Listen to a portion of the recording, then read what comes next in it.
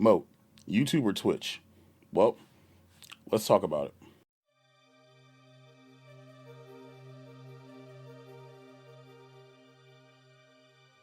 What's going on, ladies and gents, and welcome to moatplays. I'm Michael Wall Trades, and today we're going to talk about what I feel are the biggest differences between YouTube and Twitch. So, for those who don't know, this is YouTube. Hi, YouTube. YouTube is a platform that is designed for VOD or video on demand content that offers live streaming as a service. Twitch, on the other hand, is essentially a live streaming platform, which used to be Justin TV, where, let's be real, a lot of us used to go and watch old TNA pay-per-views and whatnot, and then Amazon bought it and it became Twitch. And it's one of the biggest live streaming platforms in the world where people go. It was started off with gaming and other stuff, and now there's so many different categories and sectors that people go and stream in, even hot tub streamers. Anyway, but people who stream on Twitch consider themselves live streamers, whereas people on YouTube consider themselves content creators. I'm in that weird space where I guess I'm kind of both. Apparently I put my stuff everywhere, even on Pinterest. But, it's weird because I love making videos, but I also love live streaming. So YouTube at the time didn't have all the great features that they offer now for live streaming. So I began streaming on Twitch, and I built my community over there on Twitch, while building a community over here on YouTube. I know that sounds really weird, right? You're like split communities, right? But mainly, like lately, I've been thinking to myself, and you guys have seen here on the moatplays channel, I've been live streaming every Sunday here at 3 p.m. CST, and we've been having a blast, man. We've been having fun and just enjoying this stuff, right? So my friend Lazy Bones, I'm saying, Jack, shout out to him on Twitch, right? He asked me on Twitter, he's like, dude, well, what's the real big difference? He's like, which one do you prefer? So let's talk about it. So if I am a budding content creator or someone who wants to live stream and I'm looking to get into this, or I've been doing it for a while and I've been stuck hit a plateau, what do? How do you weigh the things out, right? So let's just go down a list of things. First off, let's start with discoverability. Twitch doesn't offer it. Let's just be real. Okay, I'll take it back. Twitch offers it with a caveat. So there's no real, you can stream in a game category, or you can stream in just chatting, or whatever category you choose to stream in. That's fine. But if you don't have a lot of viewers, you're all the way at the bottom. And the only way that people see people from the bottom is if they set up their freaking browsers to see the bottom first. So you're already fighting that.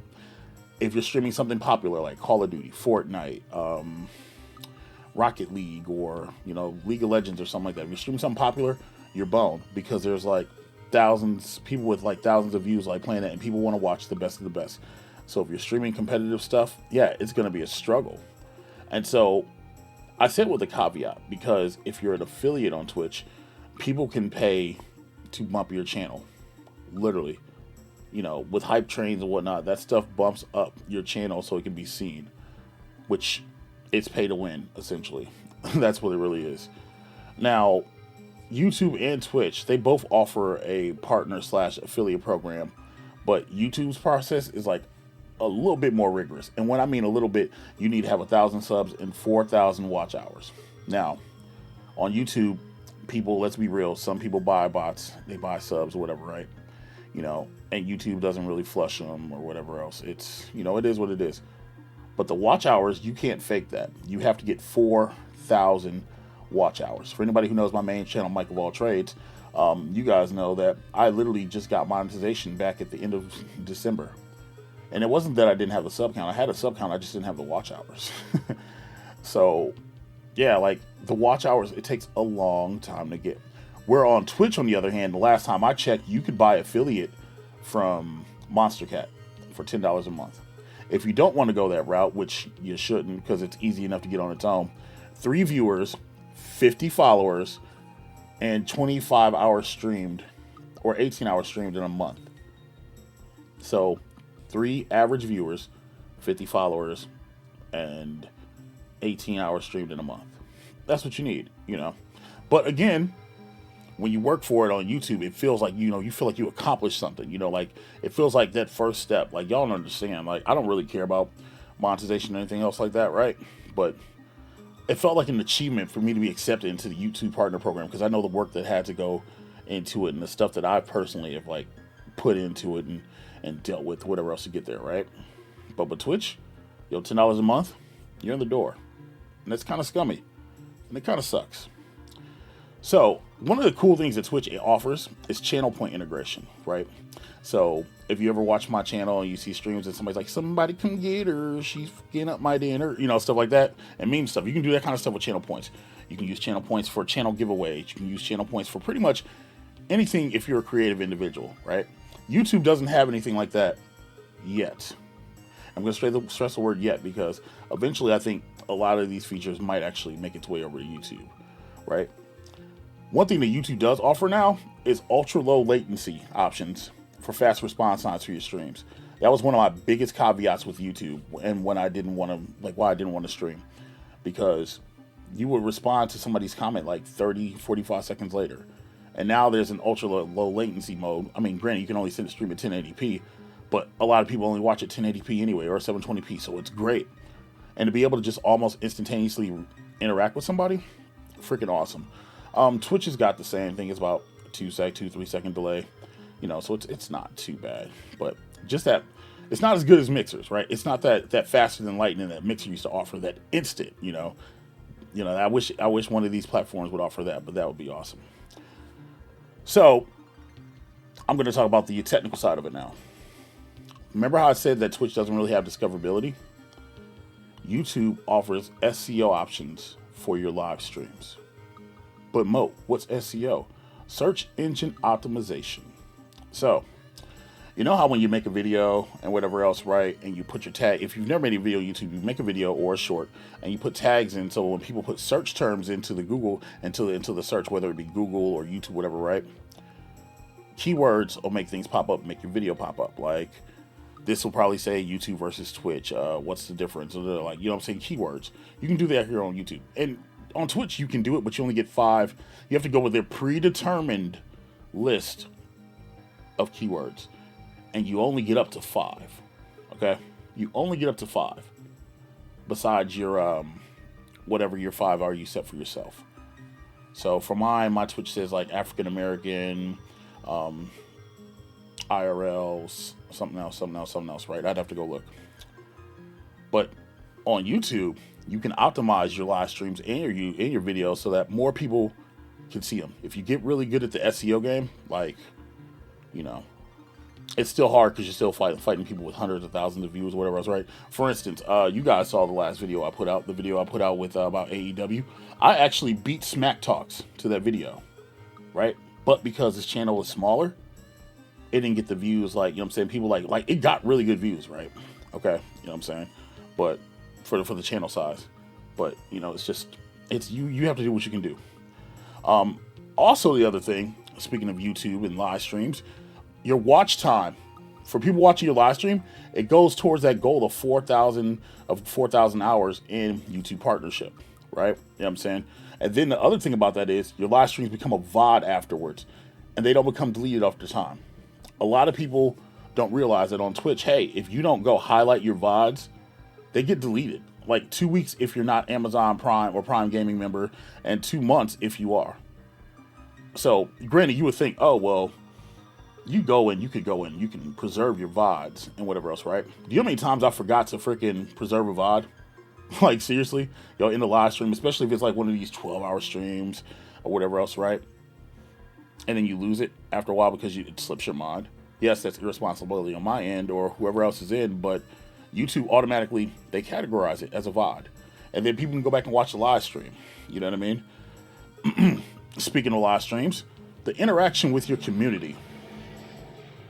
Thanks, truck. The interaction with the community, right?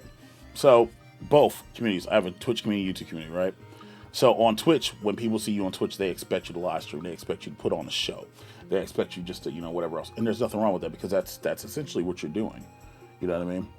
But I think the average is for every follower you have or every 1,000, however many followers you have, I think the retention is 0.002, right?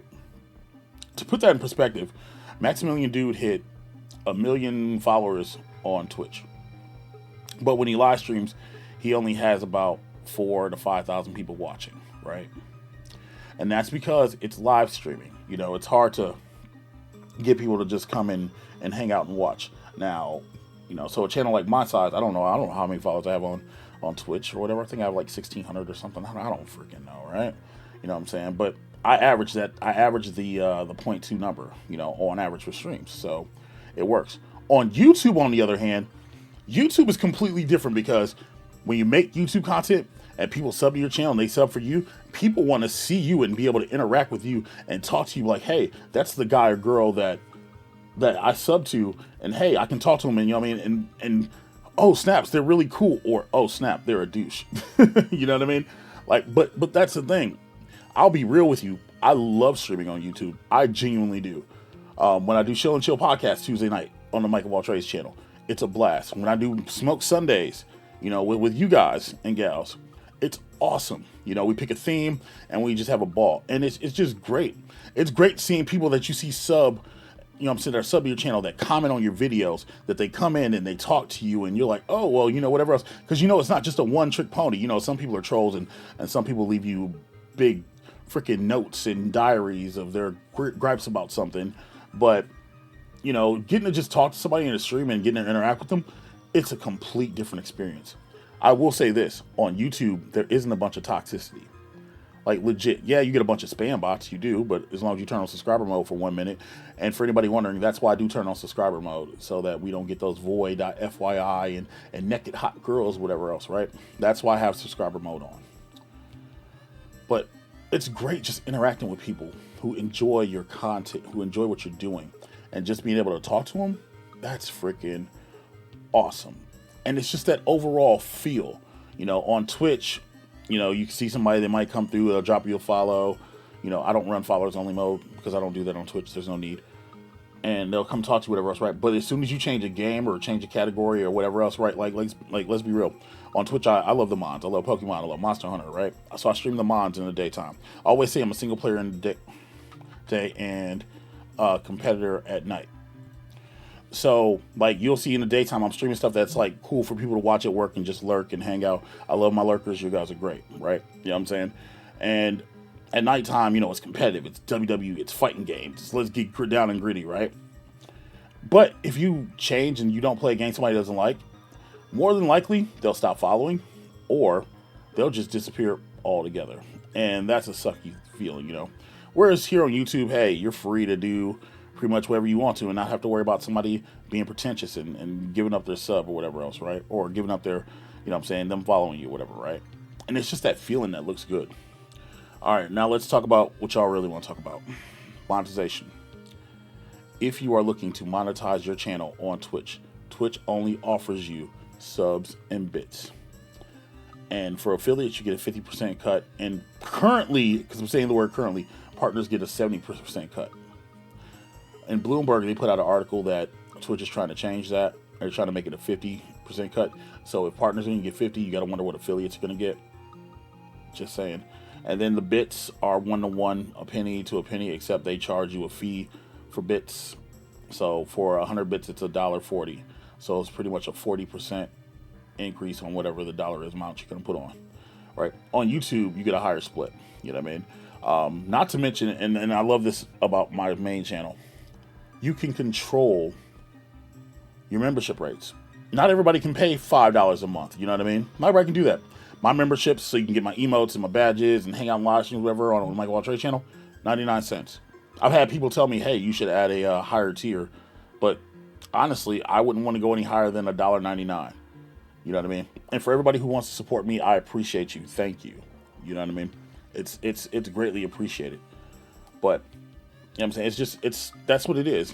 Also with community, with the partner program, you get access to super chats. You get access to super stickers. Right now, they're doing super thanks. So if somebody puts a video out and they enjoy what you're saying, they can leave you a super thanks on the video. And that's pretty cool too. So that's the monetization side. The last thing that really kind of stopped me from really streaming on YouTube, but it's been fixed now, is raids. On Twitch, you have the ability to redirect your community to another channel that you rock with and you respect, and you know that you can trust the community after you get done streaming so that they can keep it going. YouTube literally just rolled this feature out for everybody. This used to be a thing back in the day with like the one at Weekly. They had like a beta or something, I'm assuming. But I remember Ralph or Justin, like they used to both like just like redirect everybody to another channel or a video, whatever else, right? And now a YouTube partner have that ability. And it's good that it's for partners because you get, you know what I'm saying, you don't get hate raids or things like that. Let's be real, I've been hate raided by partner streamers on Twitch, but because that streamer made a bunch of money, makes them a bunch of money, Twitch could care less. But on YouTube, there's accountability, there's VODs, you know what I'm saying, people get shut down, people get canceled out here because cancel culture is real. But those are my experiences, that's what I feel. So, what do I enjoy? Which one do I enjoy more? I enjoy you buying merch. If you want to buy this good Spicy Mike of All Trades merch, click the link in the description. Honestly, I build communities on both. And I honestly, and this is just real talk, I do enjoy streaming on YouTube more. But I don't want to segment my community, and I don't want to make people come from Twitch to go to YouTube. That's the long and short of it, you know. But some people, if you're willing to, you know, take that hit and put out a statement and be like, hey, I'm just going to do YouTube, by all means, go for it. I love streaming on YouTube, and I love streaming on Twitch.